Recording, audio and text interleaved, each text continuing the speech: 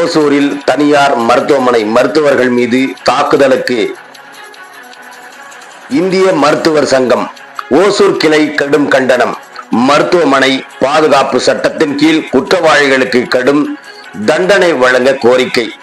கிருஷ்ணகிரி மாவட்டம் ஓசூரில் செயல்பட்டு வரும் தனியாருக்கு சொந்தமான ஜனரக்ஷா மருத்துவமனையில் கடந்த 17ஆம் தேதி அன்று நள்ளிரவு நோயாளியை பார்ப்பதற்காக வந்த சிலர் குடிபோதையில் நுழைந்த 6 பேர் கொண்ட கும்பல் நள்ளிரவு மருத்துவமனையில் பணியில் இருந்த மருத்துவர்கள் மற்றும் செவிலியர்கள் மீது கொலைவெறி தாக்குதல் நடத்தியிருக்கின்றனர். இதில் மருத்துவர்கள் மற்றும் செவிலியர்கள் லேசான காயமடைந்து சிகிச்சை பெற்று வருகின்றனர். இது தொடர்பாக புகாரின் பெயரில் வழக்கு பதிவு செய்து விசாரணை மேற்கொண்ட போலீசார் சிசிடிவி கேமரா பதிவுகளின் அடிப்படையில் பேகைப்பள்ளியை சேர்ந்தவர் நவீன்குமார் 27 வயதான இவரும், நாகமங்கலத்தை சேர்ந்த அம்ரேஷ் 26 வயதான இவரையும், தேர்பேட்டையை சேர்ந்த முனிராஜ் 28 வயது ஆகிய 3 பேரை கைது செய்ததுடன் இதில் தொடர்புடைய மேலும் 3 பேரை தேடி வருகின்றனர். இந்த நிலையில் இது தொடர்பாக செய்தியாளர்களை சந்தித்த இந்திய மருத்துவ சங்கத்தின் ஓசூர் கிளை மருத்துவர்கள் தாக்குதல் சம்பவத்திற்கு கடும் கண்டனம் தெரிவித்தனர்.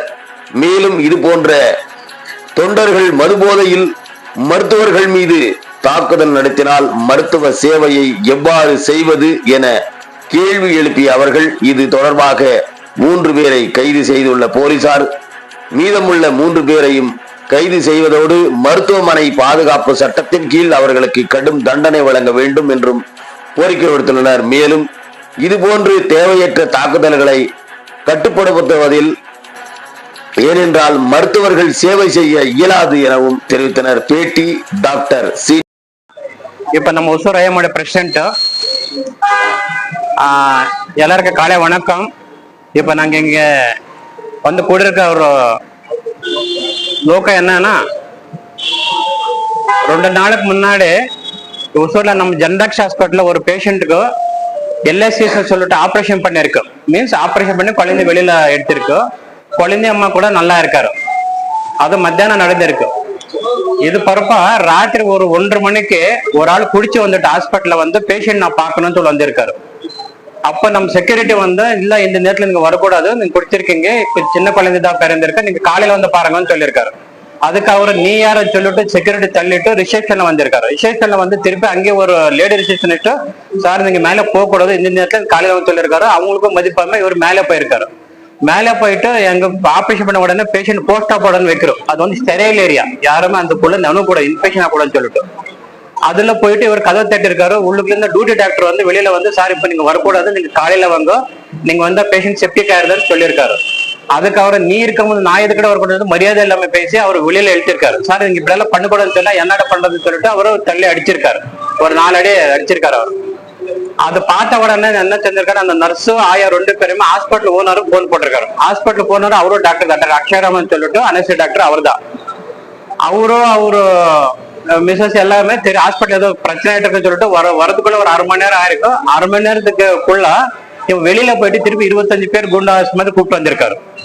கூப்பிட்டு வந்து திருப்பி மரியாதை எல்லாமே வார்த்தை பேசி திருப்பி இந்த டாக்டர் மேல் கூட கை போட்டிருக்காரு. அவர் மேனேஜர் மேல் கூட கை போட்டிருக்காரு. ஒரு நர்ஸுக்கு கை போட்டு இழுத்திருக்காரு.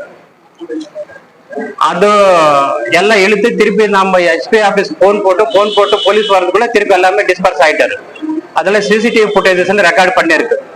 அது வச்சு நாங்க நேற்று காலையில பொலிட்டேஷன் போய் பொலிட்டேஷன்லாம் ஏஎஸ் ஐயா பார்த்தோம், இன்ஸ்பெக்டர் ஐயா பார்த்துட்டு இது இன்ஃபர்மேஷன் கொடுத்துட்டு நாங்க ஒரு கேஸ் கொடுத்துட்டு வந்தோம். மீன்ஸ் அவங்க மேல எஃப்ஐஆர் ஃபைல் பண்ணோம். 6க்கு மேல்பட்ட பேர் இருக்கு. அதுல எஃப்ஐஆர் ஃபைல் பண்ணி ஹாஸ்பிட்டல் ப்ரொடெக்ஷன் ஆக்ட் இருக்கு 47/2 2003. அந்த ஆக்ட சட்ட பிரகாரம் அவங்க எல்லாருமே அரெஸ்ட் பண்ணி நான் பெயிலபிள் வாரண்ட்ல அரெஸ்ட் பண்ணி அவங்களுக்கு வந்து உள்ளுக்குள்ள போனோன்னு நாங்க கேஸ் கொடுத்திருக்கோம். அதுக்கு அவரு போலீஸ்காரர் மதிச்சு நேத்தே 3 பேர் அரெஸ்ட் பண்ணிருக்காரு. இன்னும் 3 பேர் தேடி இருக்குன்னு சொல்லியிருக்காரு. எஃப்ஐஆர் ஃபைல் பண்ணிருக்காரு. அதுக்கு போலீஸ்காரர் அந்த டைம்ல வந்து நம்மளுக்கு உதவி கொடுத்து நம்மளுக்குள்ள தைரியம் கொடுத்து நம்ம கஷ்ட ஸ்பந்தத்துக்கு நாங்க நம்ம டாக்டர்ஸ் பரமா ஒரு அசோசியேஷன் பரவ நாங்க அவங்களுக்கு ரொம்ப பெருமையா இருக்கு. 2வது இந்த மாதிரி நிலைமை ஹாஸ்பிட்டல் அது தேவையில்லாத அவங்க வந்து பேஷண்ட்டுக்கு அண்ணா இல்ல தம்பி இல்ல அல்ல வீட்டுக்காரர் இல்ல யாரோ 4வது பேர் வந்து நான் வந்து மிட் டேட்டை பாக்குறதுக்கு கலெக்ட் பண்ணேன் இருந்த டாக்டர்ஸ் அடிச்சாரு நம்ம எப்படி பேஷண்ட் ட்ரீட்மெண்ட் பார்க்க முடியும். நாங்களும் காலையில சாயந்தரம் வேலை செஞ்சு ராத்திரி தூக்கம் இல்லாம செஞ்சு இவ்வளவு ரிஸ்க் எல்லாம் எடுத்து நம்ம பேஷண்ட் சேவ் பண்ணும்போதும் நம்மளுக்கு என்னதான் வரப்போகுது அல்டிமேட் ரிசல்ட். இப்படி பயப்பட்ட நாளைக்கு ஹாஸ்பிட்டல் பேஷண்ட் பார்க்க முடியாது. நாளைக்கு இன்னொரு நிஜமாவே கஷ்டமான பேஷண்ட் வந்து கூட நான் பேஷண்ட் நாங்க ரிஜெக்ட் பண்ணிடுறோம் பார்க்க முடியாதுன்னு சொல்லிட்டு. இல்ல சார், நீங்க முன்னாடியே வந்தாங்க இல்லையா, அவங்க கேட்கும்போது நீங்க யாரும் என்னதுன்னு கேட்கும்போது அவங்க பிரச்சனை பண்றாங்கன்னா நீங்க காவல் நிலையத்துக்கு புகார் கொடுத்துருக்கலாம் இல்லையா? சார் நாங்க வந்து அவன் வந்து உள்ளுக்குள்ள போகும்போது செக்யூரிட்டி தள்ளிட்டு போயிருக்கிறான். செக்யூரிட்டி மேல வர தள்ளுறதுக்குள்ள இவன் வந்து மேல போய் அங்க டாக்டர் அடிச்சிருக்காரு. டாக்டர் அடிச்ச உடனே நாங்க வந்து போலீஸ்கார் போன் போட்டுருக்கோம். போலீஸ்கார் போன் போட்டோன்னா அவர் 2 பேர் போலீஸ்கார் வந்தாரோ. பட் அவர் வந்தாலுமே இந்த 25 பேர் பார்த்தா அவங்க ஒண்ணுமே செய்ய முடியல. அதுக்கப்புறம் நாங்க எஸ்பிக்கு போன் போட்டு அவரு தனிப்பட்ட முறையில ஒருத்தரே வந்தாருல்ல, அப்பயே நீங்க தகவல் கொடுத்துருக்கலாம்ல காவல் நிலையத்துல. அது எல்லாமே 2 நிமிஷம் ஆயிடுச்சு. வந்த உடனே நாங்க போலீஸ்கார் என்ன டைமிங் இருக்கலாம் சார்? அது ராத்திரி 1:30 மணி நைட் 1 மணி எப்படி சார் அவங்க 25 பேரை ஒரே டைம் டக்குன்னு வந்திருக்க சிசிடிவி ஃபுட்டேஜஸ் இருக்கு உங்களுக்கு. Okay, footage okay. நீங்க வந்தான்றீங்க, பிரச்சனை பண்ணான்றீங்க, உடனே வந்து அவன் பிரச்சனை பண்ணிட்டு ஒரு 1/2 மணி நேரக்குள்ள அதுக்குள்ள போலீஸ் வந்திருக்குமே. உடனே நீங்க 2 பேர் வந்திருந்தாரு. போலீஸ் ஒண்ணுமே செய்யல. 2 பேருமே அந்த 25 பேர் பார்த்துட்டு போலீஸே கொஞ்சம் இன்ஃபார்ம் பண்ணி அப்புறம் போலீஸ் ஒரு 10 பேர் வந்தாங்க. அந்த 10 பேர் வராங்கன்னு தெரிஞ்சு இவங்க வெளியே போயிட்டாங்க. ஆனா போலீஸ் யாரும் அவங்கள வந்து அங்கிருந்து அரெஸ்ட் பண்ணல, கைது பண்ணல. 10 பேர் வந்த உடனே அவங்க வெளியில கிளம்பிட்டாங்க. ரொம்ப சரி பண்ணாங்க. போலீஸ் ஹெல்ப் பண்ணாம நம்மளால கண்டிப்பா தடுக்க முடியாது. எந்த லிமிட் சார் அது உங்களுக்கு தெரியாது சார். ஹெல்ப் பண்ணாங்க. போலீஸ் வந்து ஹெல்ப் பண்ணாங்க. போலீஸ்கார இல்லைன்னா நம்ம பண்ண முடியாது. இப்போ நாங்க உங்க சார்பா வேண்டுகோள் என்னன்னா இந்த அறிவு மக்களுக்கு வேணும். போலீஸ்காருக்கு நாங்க எங்க சார்பா அவங்களுக்கு ஒரு பெரிய இதை சொல்லிட்டு தேங்க்ஸ் சொல்லிட்டு இருக்கிறோம். ஏன்னா அவங்க டைம் வந்து ஹெல்ப் பண்ணாம இருந்தா நம்ம இந்த இதுல அந்த பேஷண்ட்டுக்கும் இப்போ இவங்க வந்தவங்களுக்கு எந்த சம்பந்தமும் இல்ல. சொந்தக்காரன் சொல்லியிருக்காரு சார். எத்தனை பேர் அரெஸ்ட் பண்ணிருக்காங்க சார்? 3 பேர் அரெஸ்ட் பண்ணிருக்காரு.